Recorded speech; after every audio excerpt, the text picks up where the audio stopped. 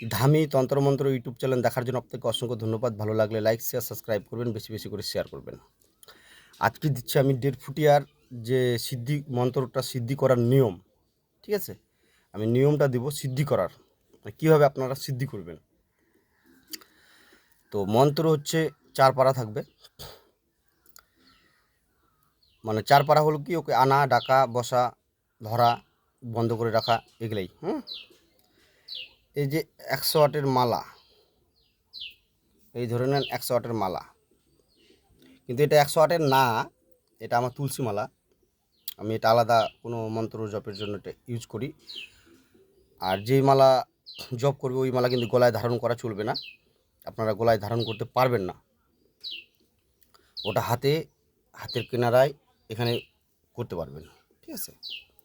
এই জপার সিস্টেম হলো এরকম, এরকম আসতে হবে, ঠিক আছে? মানে এই আঙুল চলবে না। তো ওই 100 ওয়াটের মালাটা নিয়ে সামনে 3টা ধূপকাঠি নিয়ে দিনের বেলা শ্মশানে যাবে, রাতের বেলা যেতে হবে না। দিনের বেলা যাবে, সকালে চান করে খালি পেটে থাকে, মানে জল টল খেতে পারবে, ফলমূল খেতে পারবে। আর 3 জনকার নামে ভোগ নিয়ে যাবে, সে বাতাসা হোক, দুধ কলা হোক, বা কোনো 5 রকমের ফল হোক, কিন্তু 3টা দেবের নামে নিয়ে যাবে। হিসাবে তো ওখানে 5টা লাগে, না হলে 60টা লাগে, তো আমি 3টার কথা বলছি। 3টা হচ্ছে কি, মানে সাক্ষী রাখার জন্য ব্রহ্মা, বিষ্ণু, মহেশ্বর, এই 3 জনকাকে ওখানে সাক্ষী রাখবে। 3টা প্রদীপ জ্বালাবে আর 3টা ধূপকাঠি জ্বালাবে, ঠিক আছে? সরিষার তেল দিয়ে কলা পাতা নিয়ে যাবে।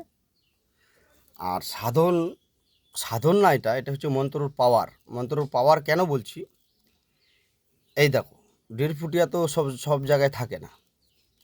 এবার ধরে নাও কিছুদিন তুমি দেখছিলে ওই গ্রামে ছিল, একটা সাঁওতালের বাড়ি বা আদিবাসীর বাড়িতে ছিল।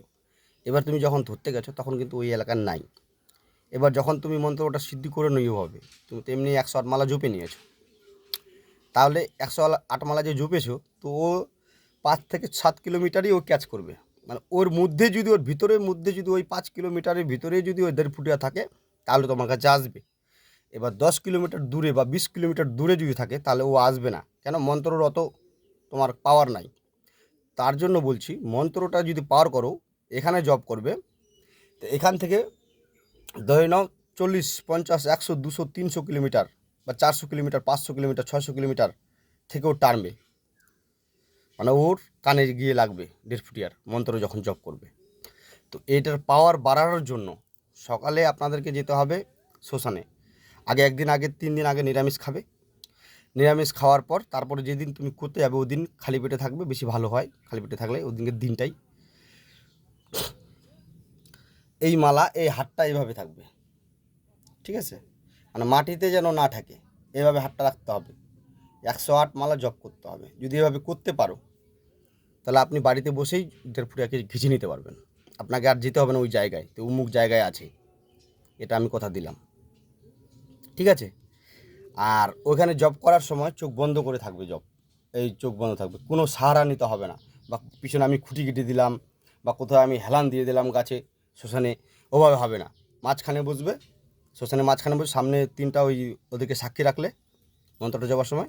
আর যদি 5টা প্রসাদ দাও বা 7টা প্রসাদ দাও, তাহলে মা কালীর নামে একটা, শ্মশানের মালিকের নামে একটা, শ্মশানের যে আরেকটা আছে ভূতের সর্দার তার নামে একটা, আর এরকম ভাগ আছে, যেরকম মেম্বার, প্রধান, হ্যাঁ, এমএলএ, এমপি, এরকম ধাপ আছে না, এরকম ধাপও আছে ওখানে। আপনারা ওদিনই বুঝতে পারবেন, যখন আমার এই মন্ত্র 1.5 ফুটিয়া মন্ত্র যেদিন জপ করবেন তখনই বুঝতে পারবেন তো ওখানে কী কী জিনিস থাকতে পারে।